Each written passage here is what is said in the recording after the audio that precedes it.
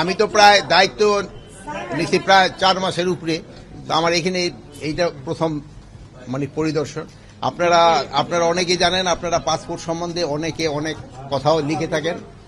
তো যেহেতু এটা একটা সেবামূলক প্রতিষ্ঠান, এদের জন্য সেবার মান আরো বাড়ে, এটি তাদের কাছে বলা হয়েছে। তা আপনারা জানেন যে হ্যাঁ, এই প্রতিষ্ঠানে আগে যে পরিমাণ দুর্নীতি হতো, এই দিদি আসার পর অনেকটা কমছে, বাট এইটারে আরো কমে আনতে হবে। এখনো কিন্তু পাসপোর্টের লোকজনে পেতে অনেক সময় অনেকটা হেসেল পোহাইতে হয়। এটারে কিভাবে আরো কমায় আনন যায়, এই ব্যাপারে কিন্তু এখানে আলাপ হয়েছে। ডিজিতে বলা হয়েছে উনি তো চেষ্টা করতেছে, বাট উনি তো জিরো লেভেলে এখন পর্যন্ত আনতে পারেনি। এখানে ধরনের যে আনসার আছে তারা অনেক সময় হয়। তারপরে আমাদের ধরেন যে এই যে জেলা পর্যায়ে যেগুলি অফিস রয়ে গেছে, ওখানে কিন্তু লোকজনের পাসপোর্ট পাইতে অনেক সময় সমস্যা। আর প্লাস আমাদের একটা ওই যে এমআরপি পাসপোর্টের যে একটা সমস্যা ছিল, এটা ইনফ্যাক্ট এই পাসপোর্ট ডিপার্টমেন্টের জন্য হয় নাই, এটা হচ্ছে অন্য একটা কারণে। এটা যদি আপনারা অনুসন্ধান করেন বাইর করতে পারবেন। এটা আগের সরকারের একটা সমস্যা, ওইটা একঘাড়া এসে চাপছিল, কিন্তু এই সমস্যাটা সমাধান হয়ে গেছে। আর এখন আমরা বলছি যে এই 31শে ডিসেম্বর এই বছরের ভিতরে সব আমরা ইলেকট্রনিক পাসপোর্টের ভিতরে যাব, এমআরপি আর থাকবে না।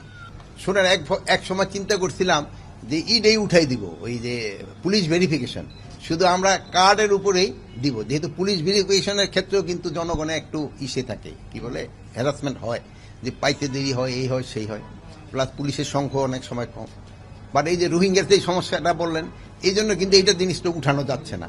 বাট এটা আগে যে পরিমাণ ছিল এখন কিন্তু ওইটা নাই।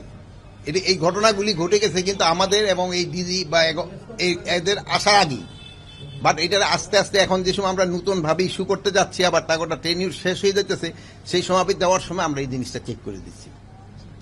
পুলিশ ভেরিফিকেশন থাকছে, পুলিশ ভেরিফিকেশন থাকছে কি থাকছে না এর ব্যাপারে আমি এখনো বলতে পারবো না। বাট যদি দেখা যায় যে শুধু আমাদের আইডি কার্ডে দিয়ে পারা যায়, তাহলে হয়তো আমরা পুলিশ ভেরিফিকেশন তো উঠাই দিব, যেহেতু আইডি কার্ডও তো আমাদের মন্ত্রণালয়ে আসতেছে। আর প্লাস আমাদের ধরেন পুলিশ রিফর্ম কমিশনের তাদের একটা রিকমেন্ডেশন যদি থাকে, সেই সময় অন্য কথা না। অবৈধ বলতে আমি কি বলছি, যে যেটা আজকে আপনাদের মিডিয়াও মনে আজকে আসছে, আজকে না গতকালকে পেপারে, আজকের পেপারে আমাদের দেশে বিদেশি অনেকেই আছে যাদের কোনো ভিসা নেই, ভিসা ছাড়া কিন্তু আমাদের দেশে তারা থাকতেছে এবং চাকরি বাকরি করতেছে। তাদের ক্ষেত্রে 31শে জানুয়ারির ভিতরে তাদের এই যে সিস্টেম, যেটা ভিসা নেওয়ার নিতে হবে, শুধু তাদের না, তাদের প্রতিষ্ঠানও তা না হলে 31শে জানুয়ারির পরে তাদের আমরা আইনগত ব্যবস্থা নিব।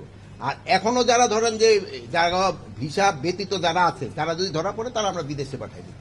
এইটা দ্রুতই, যে কিছুক্ষণ আগে ডিজি মহোদয় বলছেন যে যতগুলি পাসপোর্ট আমরা এমআরপি এখান থেকে পাঠানো হয়েছে, অতগুলি ডিস্ট্রিবিউশন ওই জায়গা থেকে হয় নাই। এই জন্য উনি আজকে কথা বলবেন যে ওইগুলি যেন তাড়াতাড়ি ডিস্ট্রিবিউশন হয়ে যায়।